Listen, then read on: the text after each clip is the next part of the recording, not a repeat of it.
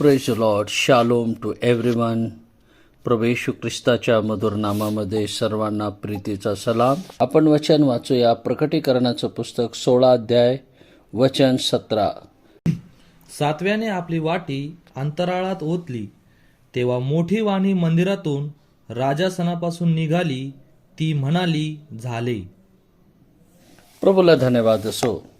सातव्याने आता आपली वाटी अंतराळात ओतल्याबरोबर राजासनातून एक वाणी निघाली, ती म्हणाली, झाले. झाले म्हणजे संपले किंवा पुरे झाले. तर सातवा शिक्का फोडल्यावर स्वर्गात सुमारे अर्धा तासपर्यंत निवांत व शांतता पसरली होती. पण आता सातव्या देवदूताने आपली वाटी अंतराळात ओतली, तेव्हा मोठी वाणी मंदिरातून निघालेली आहे आणि म्हणजे मोठा आवाज झालेला आहे. आणि तो मोठा आवाज राजासनापासून निघाला व म्हणत आहे, झाले. म्हणजे जे लक्षात घ्या, ज्या वेळेस प्रभू येशू ख्रिस्त वधस्तंभावर आपला प्राण सोडत होता किंवा क्रुसावर लटकला होता, तर प्रभू येशू ख्रिस्ताने पण अशीच वाणी केली होती. आपण वाचूया योहान कृष्णवर्तमान 19 अध्याय वचन 30. John the gospel chapter 19 and words 30. येशूने आम घेतल्यानंतर पूर्ण झाले आहे असे म्हटले आणि मस्तक लवून आपला आत्मा समर्पण केला. या ठिकाणी प्रभू येशू ख्रिस्ताने पण असंच केलेलं आहे. तो पण म्हणत आहे, येशूने आपला क्रुसावर आपला प्राण सोडला तेव्हा तो बोलला, समाप्त झाले, म्हणजे झाले, इट इज फिनिश्ड. जेव्हा येशू बोलला समाप्त झाले, तर तेव्हा ते मानवीय तारणाचे काम समाप्त झाले असे होते. तर आता या ठिकाणी जे झाले आहे किंवा संपले आहे असं म्हटलं, तर या पृथ्वीवर जे होणारे कष्ट आणि पीडेचे दिवस ते संपले आहे. कारण या सातव्याच्या नंतर पीडा पाहिजे तशी राहिलेली नाही, ते दुसऱ्या माध्यमातून पीडा होणार आहे. सातवी वाटीमध्ये अजून पीडा आहे, अजून त्रास आहे, ते आपण पुढे पाहणारच आहोत.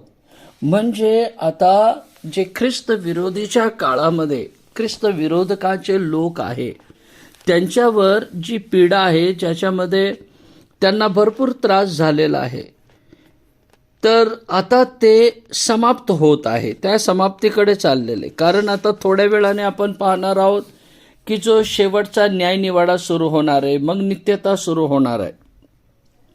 तर त्याचप्रमाणे की संपले म्हणजे कष्टाचे व पीडेचे काळ आता संपत आलेले. कारण 7 शिक्के समाप्त झाले, 7 करणे संपले आहे आणि आता 7 वाट्या समाप्त होत आहे. 6 वाट्या झाल्या आणि 7वी वाटी सुरू झालेले.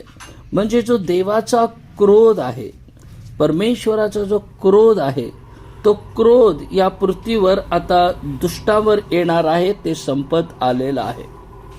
मग प्रियांनो, या ठिकाणी तेच आपल्या निदर्शनास आलेले आहे की समाप्त झाले. ज्या लोकांसाठी प्रभू येशू ख्रिस्ताचं तारणाचं काम समाप्त झालं आणि ज्या लोकांनी प्रभू येशू ख्रिस्ताने समाप्त केलेलं तारण ते प्राप्त केलं, ते लोक या कष्टामध्ये नसणार. परंतु ज्या लोकांनी प्रभू येशू ख्रिस्ताचं तारणाचं काम समाप्त केलं क्रुसावर, परंतु जे लोक अजून जाऊन ते तारण प्रभू येशू ख्रिस्ताकडून मागून घेत नाही, ते लोक मात्र या पिढीच्या काळामध्ये फसतील. म्हणून जर कोणाला वाटत असेल की येणाऱ्या दिवसामध्ये त्या कष्टातून त्रासातून आपल्याला सुटायचं आहे, तर प्रियानो, आपल्याला प्रभू येशू ख्रिस्ताने जे तारणाचं काम क्रुसावर समाप्त केलेलं आहे, त्याचा आपण स्वीकार करणं गरजेचं आहे. तारण प्राप्त करणं गरजेचं आहे. जर आपण तारण प्राप्त केलं नाही, तर या कष्टाचे वाटेकरी व्हावं लागेल. तरी आपलं जीवन आपण प्रभूच्या अधीन आणि स्वाधीन करूया. आज आपलं सर्वस्व प्रभूच्या हातामध्ये समाप्त करूया आणि प्रभू आपल्याला आशीर्वाद करू, आपल्याला कृपा करू की ते तारण जे प्रभू येशू ख्रिस्ताने आपल्यासाठी पूर्ण केलेले, ते तारण प्राप्त करू. या आपण प्रार्थना करूया. प्यारे प्रभु धन्यवाद करते हैं दिया बनाया सप्ताह के लिए धन्यवाद। आपके वचनों के द्वारा आप इन दिनों में हमसे बातें करता है, इसलिए हम धन्यवाद करते प्रभु जी। जो उद्धार हमने प्राप्त किया है प्रभु जी, उसे पूर्णता तक अनुभव करने के लिए मदद कर प्रभु। हम कोई भी प्रभु जी ये कष्ट का समय के लिए नहीं नियुक्त किए गए प्रभु जी।